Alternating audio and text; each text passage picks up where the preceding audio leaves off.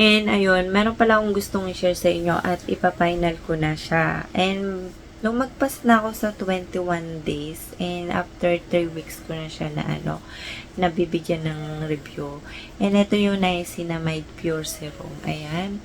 Meron ako naging review nito na ipinakita ko lang kung ano yung itsura ng loob niya. I mean, kung ba, mukha siya kasing tubig kung titignan mo siya. Ayan, mukha siyang tubig. Pero madulas to.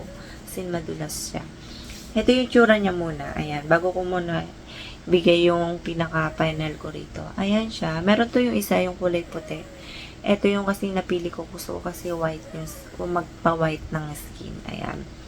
Ayan. Niacinamide Pure Serum. 2-in-1. Pwede siya sa face, pwede siya sa body. And ano siya, whitening, hydrating, is all skin type siya, and whitens and lightens your skin in 21 days. Lumagpas na ako doon. Bali 3 weeks na. Ayan, 520 ml. Ang laki niya. Nandito yung paano siya gamitin, yung ingredients niya nandyan din.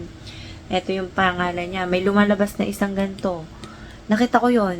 Basta ito yung bibili nyo lang kung ayan, yung AS Ashley Shine. Ayan lang yung dapat makita nyo. May iba kasi lumalabas na pangalan nakita ko.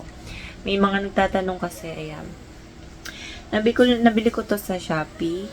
Nabili ko to. Meron to sa Shopee, meron to sa Lazada. Hindi ko sure kung meron sa Lazada, hindi ko na-check. Basta nabili ko siya sa TikTok. Kung gusto nyo,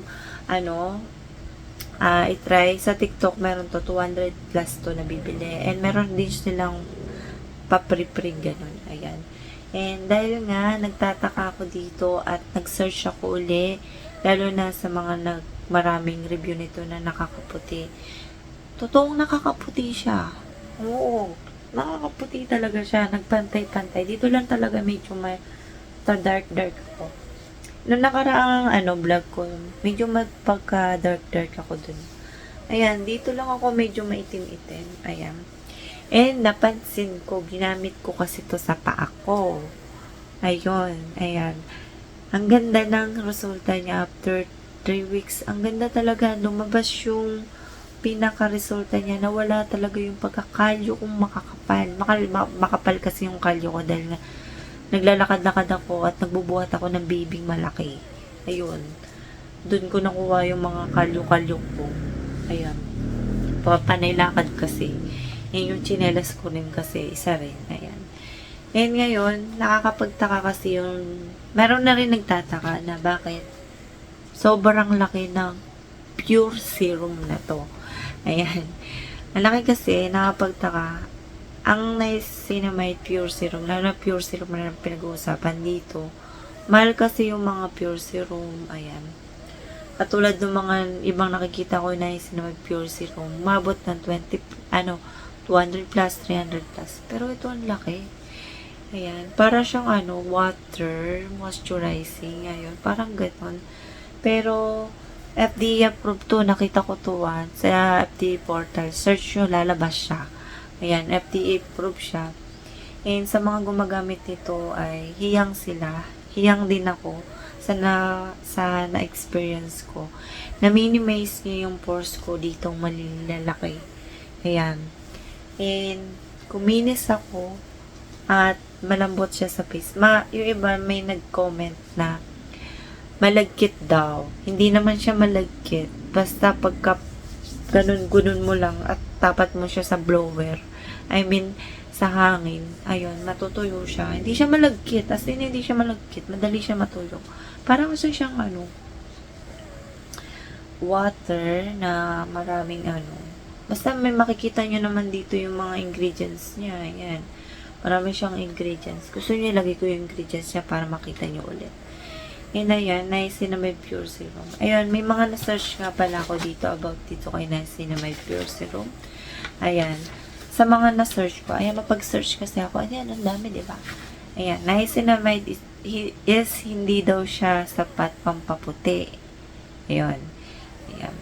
Nakakapagpalight na mga spot-spot sa face. Depende sa tagal ng paano mo siya gagamitin. And isa rin sa mga nakita ko ay hindi daw siya yung pure serum. Para siyang water damp moisturizer, gano'n. Water. Ayan. And sa mga nakita kong mga ibang nag-search din, ayan. And mga visa. Ako naman kasi, pag nagre-review ako, kung ano yung nag-experience ko, yun lang yung i-share ko. Hindi naman ako yung talagang doktor or what. Ayun.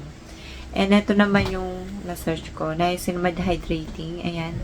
And increases the skin ability to maintain hydration. Niacinamide straighten your skin and moisture barrier and improve its ability to hold on moisture. Your skin is less likely to dry out and will stay hydrated for longer. Ayun na yun. Alam yung share ko sa Niacinamide hydrating. And ito naman yung na-search ko dito sa ano to. Marami kasi lumalabas. Ayan. Sa Miracle Repair Serum, ito siya. And whitening and anti-aging din siya. And first, treat dark spot and hyperpigmentation.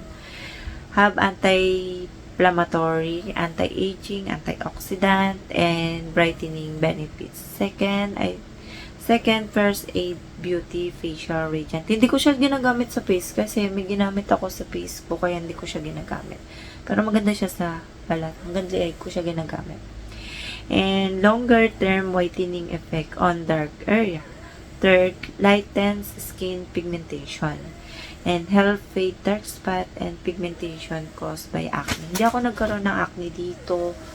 Hindi ako nagkaroon ng acne. Pimples, hindi. Parang pinapaligo ko talaga siya sa katawan ko. Hanggang singit, kilikili hanggang likod. Ayan.